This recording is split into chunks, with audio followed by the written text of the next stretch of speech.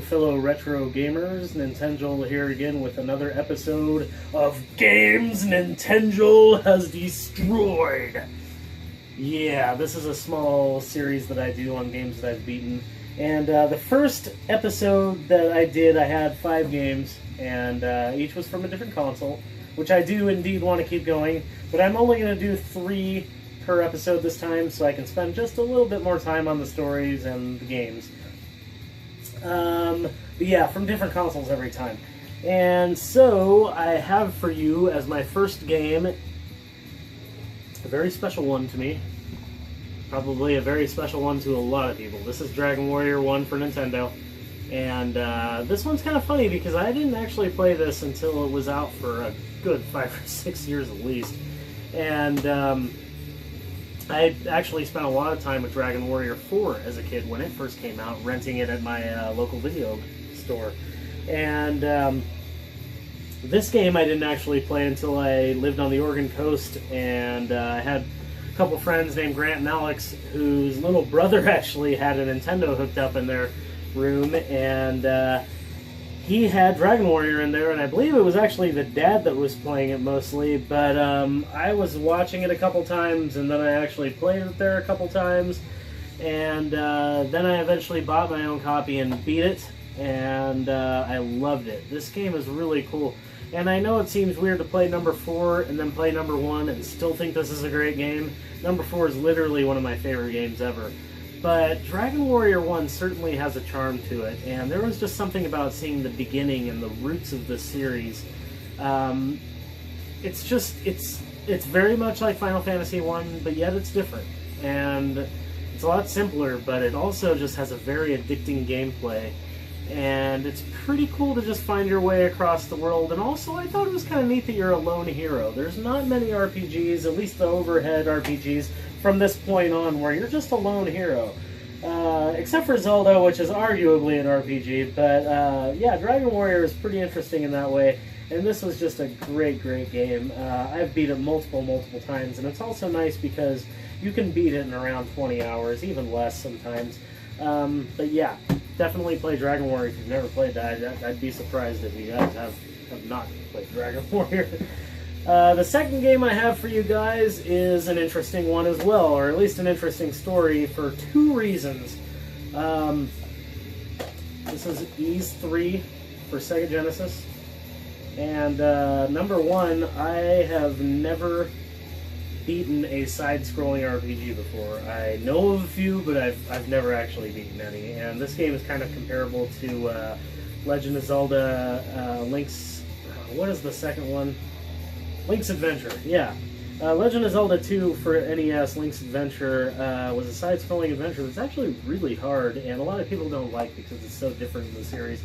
Ys 3 is similar because it's a side-scrolling RPG, and I have to say, this is a pretty tough game. But the other interesting thing about this is, though, is I have never, ever beaten a Sega game before. This is the first Sega game I have ever beaten.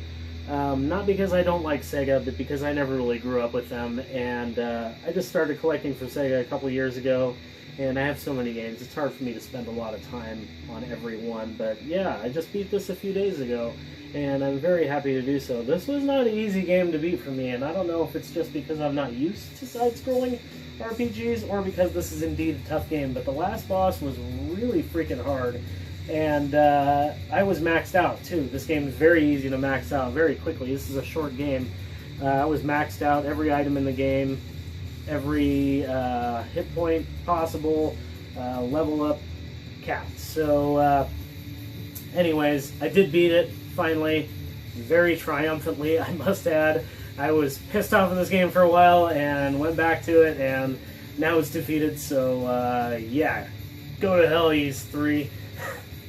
And the last game I have for you guys is one that is very special in my heart, and seems like it's not really special to a lot of people. A lot of people love the old Castlevania games.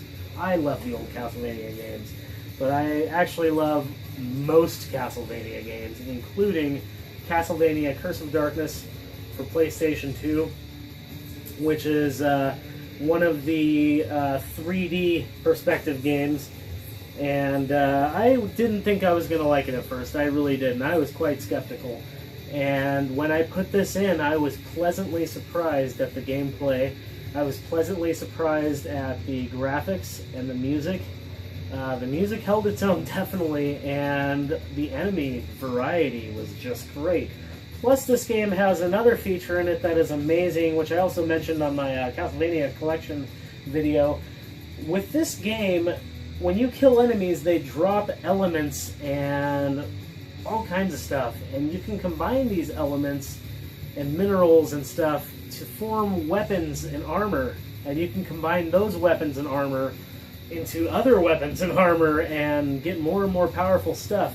You also have innocent devils in this game, which seemed like kind of cheesy at the beginning, where you just have this like little devil following you around. At first you have this like little liquid demon metal dude following, or I think he becomes liquid, but he's just this little demon stalking after you, and then you get like a bird flying after you, and they seem kind of annoying at first, but as you keep them around, they also gain levels, and they become very powerful, and become very much a help and a much needed friend, because in most Castlevania games, you're just by yourself. There are a few where you have your little demons and summons and stuff, but these ones are there from beginning to end, and they're incredibly helpful, and their spells keep developing, and it's just an amazing game. I mean, it's a Metroidvania game in the fact that you do gain levels and stuff, and you do have to backtrack, but it's 3D. I can't recommend it enough. I don't know why people haven't played this. It's also available on Xbox 360, I believe. Anyways, that's all I have for you guys.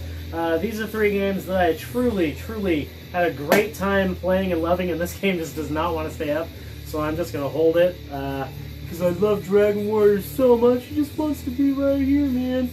But, yeah, play all 3 of these games. They're awesome. Keep watching my channel.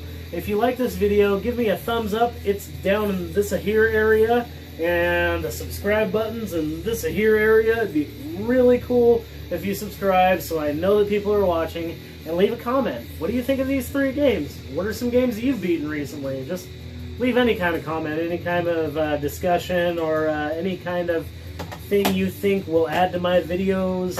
I will certainly take it into account, and thank you very much for watching.